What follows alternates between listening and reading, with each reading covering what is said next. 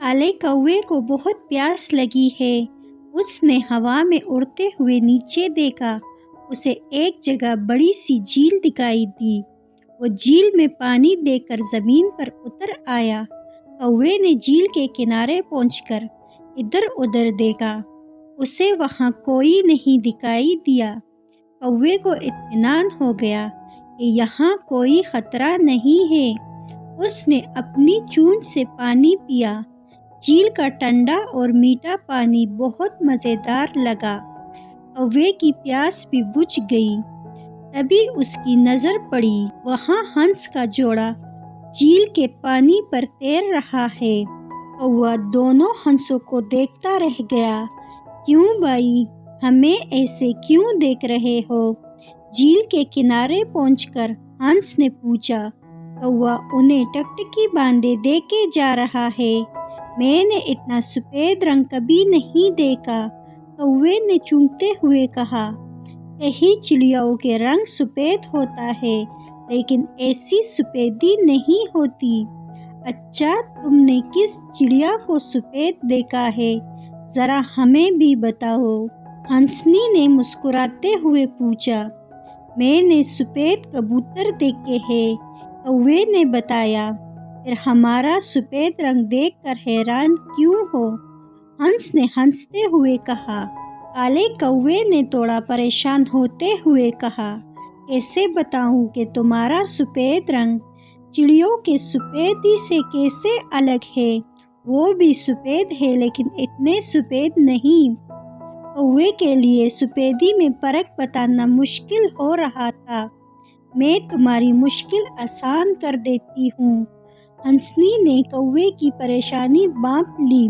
तुम शायद हमें दूधिया सफ़ेद कहना चाहते हो, लेकिन दूधिया सफ़ेद किसे कहते हैं? कौवे ने पूछा। दूध जैसा सफ़ेद रंग, हंस ने कौवे को बताया। कौवे की समझ में आया कि दूध पीने की वजह से इनका रंग इतना सफ़ेद है। उसे अपना काला रंग कभी पसंद नहीं आया। आज हंसों की सफ़ेदी देखकर उसे अपना काला रंग और ज़्यादा बुरा लगने लगा। कौवा वहाँ से उड़ता हुआ एक गांव पहुँचा। उसने देखा एक गाय अपने छोटे से बछड़े को दूध पिला रही है। कौवा भी पुदकते हुए गाय के पास पहुँच गया। क्यों, क्या बात है? गाय ने बछड़े के पास आकर खड़े हुए कौवे से पूछा। मुझे भी दूध पीना है, कौवे ने कहा। ये सुनते ही गाय को गुस्सा आ गया। उसने एक जोरदार लात कौवे को मारी। बेचारा कौवा उछलकर दूर जा गिरा। उसे दूध पीने को नहीं मिला और मार खानी पड़ी मुफ्त में। वो दर्द से कराहता काए काए करता चला गया, लेकिन कौवा अपनी धुन का पक्का निकला। वो दूध पीने की जुगत में गांव में ही मुंडलाता रहा। एक दिन सुबह के वक्त कौवे ने देखा कि एक गवाला बाल्टी में गाय का दूध निकाल रहा है। थोड़ी देर बाद उसकी बाल्टी दूध से भर गई। फिर गवाला अपने गाय को चारा डालने लगा। कौवे ने अच्छा मौका देखकर नीचे उड़ान भरी और बाल्टी पर जा बैठा। उसने जल्दी जल्दी थोड़ा दूध पिया और फिर खुश होकर काए काए करने लगा। ये देखते ही गवाला दौड़ा और कौवे को भागना पड़ा, लेकिन कौवे का काम बन चुका था। वो तेजी से उड़ता हुआ गांव के पास नदी तक पहुंचा। कौवे ने नदी के पानी में अपनी शक्ल देखी तो उसे बहुत अफसोस हुआ। उसका रंग पहले की तरह अब भी काला है। कौवे ने सोचा, शायद दूध में नहाने से हंस के जोड़े का रंग दूधिया सफ़ेद हुआ है। ये बात उसकी दिमाग में बैठ गई। उसने गांव में गवाले के घर के चक्कर लगाने शुरू कर दिए। कौवे को पता नहीं है कि गवाला भी उसकी ताक में रहता है। एक दिन कौवे ने मौका पाते ही दूध से भरी बाल्टी में डुबकी लगा दी।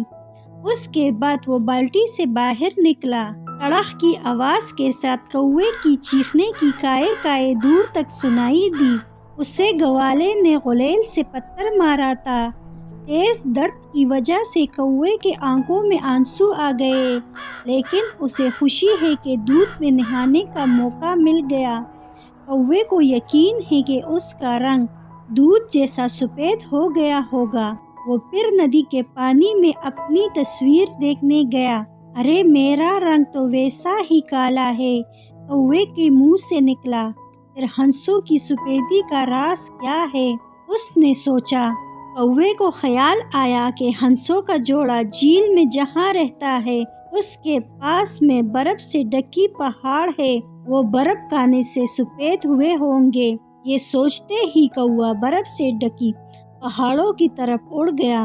वो दूध जैसी सफ़ेद बर्फ पर उतर आया। यहाँ बहुत ज़्यादा ठंड है। कौवा सर्दी से कांपने लगा, लेकिन दूध जैसी सफ़ेदी पाने लिए उसने हिम्मत करके बर्फ में चोंच मारी। उसे लगा कि जैसे उसकी चोंच सुन्न हो गई हो। अपना काला रंग सफ़ेदी में बदलने के लिए बेचारे ने ढेर सारी बर्फ खाई। उसे अपने गले और पेट में ठंडक लगी और वो कांपने लगा। कौवे ने काए काए करने की कोशिश की, लेकिन उसके गले से कस कस की आवाज़ें निकली। कौवे को सर्दी लग गई। वो मुश्किल से उड़ता हुआ अपने घोंसले तक वापस आया। कौवे की आंखों और नाक से पानी बहने लगा। फिर उसे तेज बुखार हो गया। कई दिनों के बाद जब कौवे की हालत संभली तो उसने नदी के पानी में अपना रंग देखा। वो अब भी काला है। कौवे को बहुत अफसोस हुआ, लेकिन उसे जिद है कि अपना काला रंग बदल कर हंस की तरह सफ़ेद होना है। उसकी समझ में आया, हंसों का रंग झील की पानी से सफ़ेद हुआ होगा। ओह, इतनी सी बात मेरी समझ में क्यों नहीं आई, कौवे ने सोचा। मैंने भला वजह इतनी तकलीफ उठाई और मार भी खाई, फिर क्या था। कौवा उड़ता हुआ झील तक पहुंच गया। वहां हंस दिखाई नहीं दिए। कौवा झील के ठंडे पानी में तैरने लगा। वो पानी में डुबकी लगा के नहाता रहा, झील का पानी पीता और दिन भर तैरता रहा।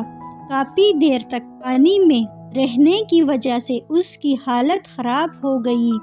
वो सर्दी से कांपने लगा। फिर वो झील के किनारे धूप में लेट गया। सर्दी की वजह से उसकी चोंच बचने लगी। तभी दोनों हंस भी घास में चुगते हुए वहां पहुंच गए।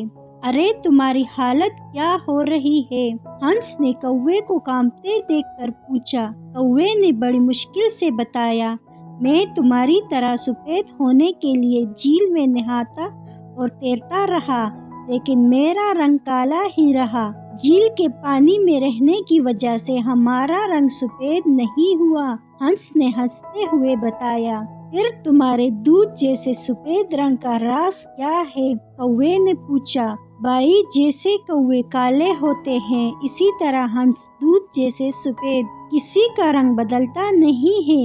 ये कहकर दोनों हंस जोर से हंस पड़े। ये सुनकर कौवा रोने लगा। हंसों को कौवे की हालत देखकर बहुत अफसोस हुआ। उन्होंने कौवे से कहा, तुम सफ़ेद क्यों होना चाहते हो? इस बार हंसनी ने हमदर्दी से पूछा, ताकि सभी लोग मुझे पसंद करने लगे। कौवे ने सीधा साधा जवाब दिया, फिर मुझे अपना काला रंग बिल्कुल पसंद नहीं। देखो, रंग में कोई खराबी नहीं, तुम इसे बदल नहीं सकते, हंस ने समझाया। रह गई बात कि सभी तुम्हें पसंद करने लगे, तो अपने अंदर कोई खूबी पैदा करो। हंस की बात सुनकर कौवे ने पूछा, कैसी खूबी? वो हंस की बात समझ नहीं पाया। हंस ने मिसाल देते हुए कहा, जैसे मीठी बोली। लोग मेरी आवाज़ का मजाक उड़ाते हैं। वो खराब आवाज़ को कौवे की काए काए कहते हैं। कौवे ने अपना दुख बताया, फिर कुछ ऐसा करो कि लोग तुम्हें पसंद करने लगे। हंस ने कौवे को तसल्ली दी, हर एक में कोई न कोई खूबी जरूर होती है। ये कहकर हंस टहलने लगे। कौवे ने देखा कि हंसों की चाल बहुत खूबसूरत है।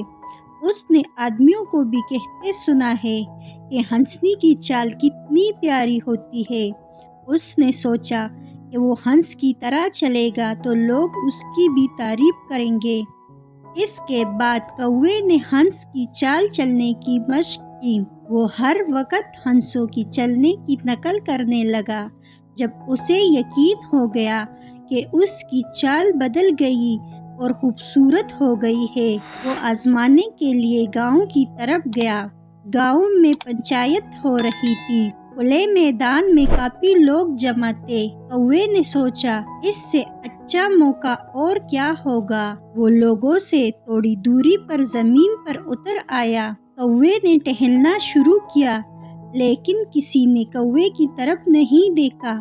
وہ سب پنچایت میں لگے ہوئے تھے۔ ان کا دھیان اپنی طرف کھینچنے کے لیے کوے نے بہت تیز آواز میں کائیں کائیں کی آوازیں لگانی شروع کر دی۔ وہ لگاتار کائیں کائیں کیے جا رہا تھا۔ اس کی وجہ سے لوگوں نے مڑتے ہوئے کوے کی طرف دیکھا۔ پھر کوے نے مٹک مٹک کر چلنا شروع کر دیا۔ وہ اپنی کمر مٹکاتے ہوئے ادھر سے ادھر گھوم رہا تھا۔ کوا ہنس کی طرح چلنے کی نقل کر رہا تھا۔ یہ دیکھ کر لوگوں کو ہنسی آ گئی۔ کوا سمجھا کہ لوگوں کو شاید اس کے چلنے کا انداز پسند آ رہا ہے اور وہ اس کی تعریف میں ہنس رہے ہیں۔ وہ بڑی ادا سے چلنے لگا۔ یہ دیکھ کر کسی نے زور سے کہا اور کوے کا دل بیٹھ گیا۔ کوا چلا ہنس کی چال اور اپنی چال بھی بھول گیا۔ تبھی سے یہ کووں کی چڑ بن گئی ہے۔